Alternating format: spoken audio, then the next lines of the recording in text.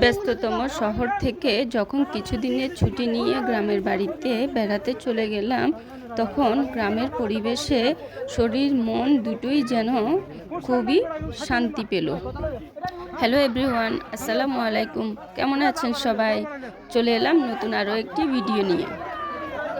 যতবারই গ্রামের বাড়িতে বেড়াতে আসি ততবারই আমাদের এই পুকুরে মাছ খাওয়া হয়, কিন্তু কখনো পুকুরে মাছ ধরা দেখা হয়নি। তাই এবার শুরু থেকে শেষ পর্যন্ত মাছ ধরার পুরো ভিডিওটা নিয়ে নিলাম। মাছ ধরা দেখতে এসে খুবই ভালো লাগছে। এক একটা মাছ কি সুন্দর! মাছগুলো অনেক বড় হয়েছে। প্রত্যেকটা মাছ দেখে খুব ভালো লাগছে। এক একটা মাছ দেখতে মনে হয় যেন 3 থেকে 4 কেজি ওজনের হয়েছে। যদিও আমার ভিডিওতে মাছগুলো দেখতে ছোট ছোটই লাগছে, কিন্তু সরাসরি দেখতে গেলে বোঝা যায় মাছগুলো এক একটা অনেক বড় সাইজের। বেশিরভাগ মাছই ছিল সিলভার কাপ মাছ। এর মধ্যে কয়েকটি কাতলা মাছও উঠেছে, তবে কাতলা মাছগুলো বেশি ছোট ছোট হওয়ায় কয়েকটাকে আবার পুকুরে ছেড়ে দেয়া হলো। শুধু বড় থেকে কয়েকটা কাতলা মাছ রাখা হলো। আমাদের এই পুকুরের মাছগুলো কিন্তু অনেক মজা। যাদের এই পুকুরের মাছের উপর কোনো ভাগ নেই বা যারা মাছ পায় না, তারাও কিন্তু আসে এখানকার মাছ কিনে নিয়ে যাওয়ার জন্য। তারা মনে করে এই পুকুরের কিছুটা মাছ খেতে পারলেও তারা অনেক মজা পাবে। বড় বড় মাছের সাথে ছোট ছোট অনেকগুলো কাচকি মাছও উঠেছে।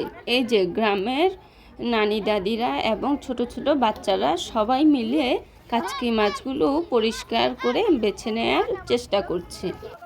আমাদের বাড়ির উঠোনে সবগুলো মাছ রেডি করে রাখা হলো। এখন বাড়ির অন্যান্য মুরব্বীরা আসলে মাছগুলো ভাগ করে নেওয়া হবে। আমাদের এই পুকুরের মাছের অনেকগুলো ভাগ রয়েছে। এই পুকুরটা অনেক বড় হওয়ায় তার মাছের ভাগটাও অনেক বড়। এই যে গ্রামের মুরব্বীরা মিলে মাছগুলো ভাগ করে নিল,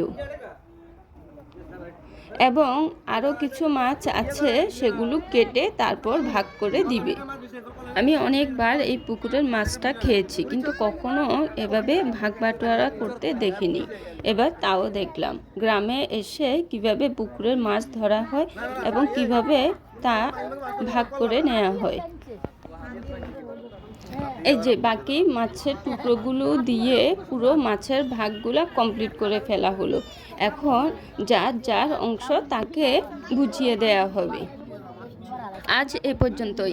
এই মাছ কিভাবে রান্না করলাম এবং কিভাবে মজা করে খেলাম তার একটি ভিডিও নিয়ে আবারও হাজির হয়ে যাব আপনাদেরই কাছে। আর আমার এই ভিডিওটি যদি ভালো লেগে থাকে তাহলে অবশ্যই লাইক, কমেন্ট, শেয়ার করতে ভুলবেন না কিন্তু। খোদা হাফেজ।